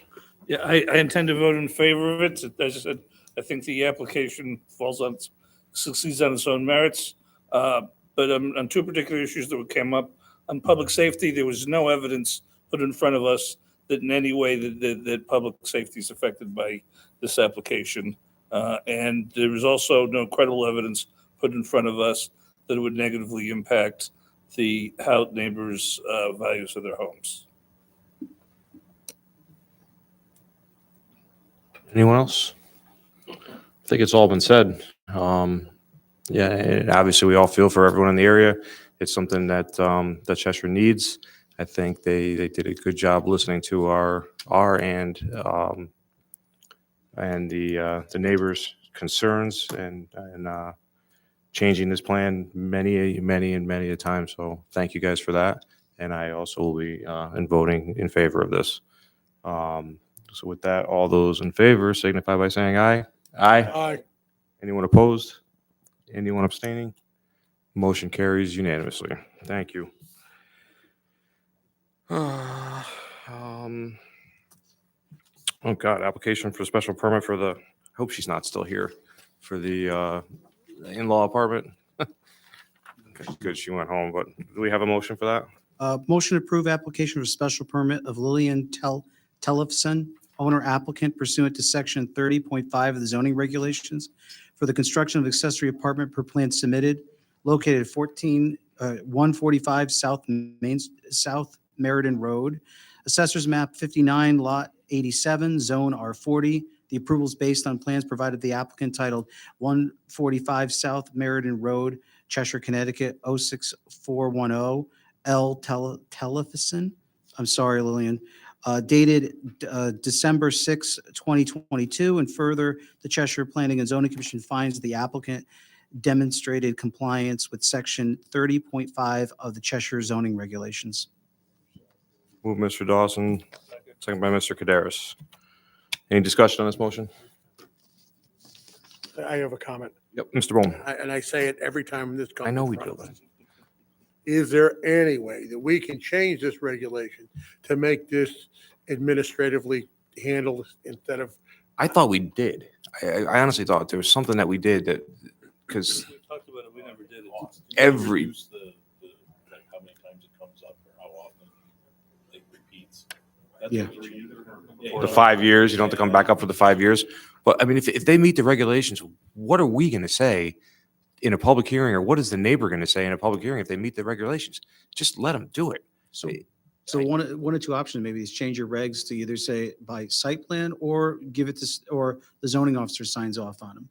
I think it should at least come to the commission for a site plan so that the neighbors are aware of it if they have any issues. But like you said, when they demonstrate compliance, it's next to impossible to say How are you no. going to stop it? Yeah, I mean, it's our, I would be in favor of that. just have a I site think plan, it's go to at regular some meeting.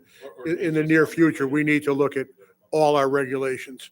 I think right now they're antiquated for, Lou's brought up some good points, and this just kind of frosts me a little bit every time. Every it comes time, up and then because, we forget about it like because you we say, don't it's get one. automatic, it's automatic, And then it's 2 months automatic. later, it comes back up again. It's like, why are we doing this? So Just out of curiosity, how much does it cost the applicant to do the public hearing and the, Well, they're spending just under $400 to come here tonight.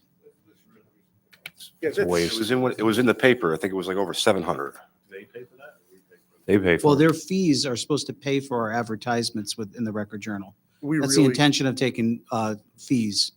that's- And, that's- and We got to do that soon. So maybe we could do that along with, in one of our discussions on the cannabis, we'll just take that up too, because that'll be a quick one.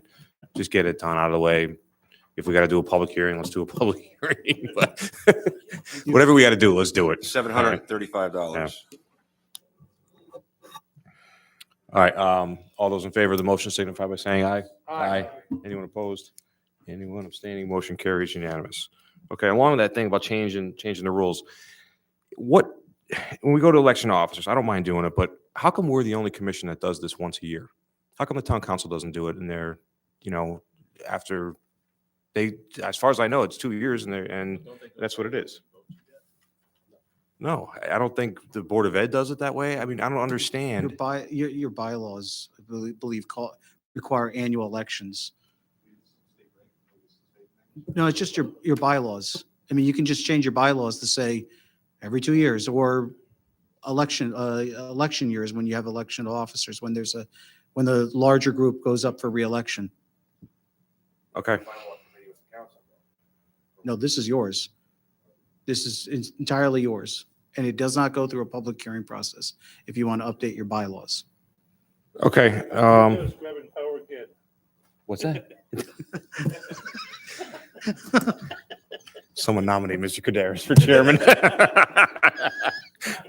All right. I will entertain motions for chairman of the Planning and Zoning Commission.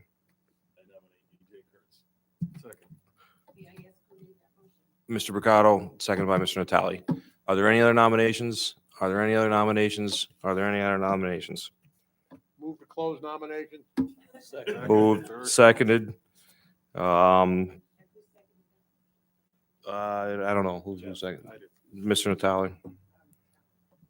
All those in favor of myself becoming the chairman, signify by saying aye. Aye.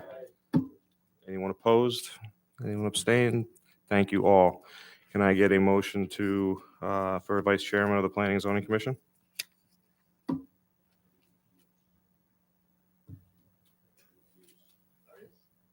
Can I get a motion for the vice chairman? Is there a second?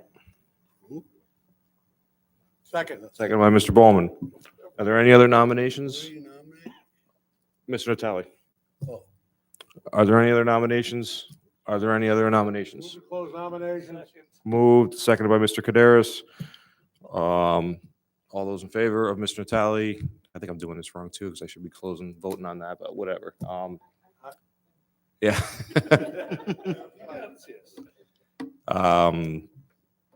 Secretary. Yeah, all those in favor of Mr. Natale becoming vice chairman, signify by saying aye. Aye. Anyone opposed? Anyone abstaining? Motion carries unanimous. I'll now entertain a motion for secretary of the Planning and Zoning Commission. Motion to approve Mr. Bricado, or nominate Mr. Bricado. Mr. Natale, seconded by Mr. Selmont.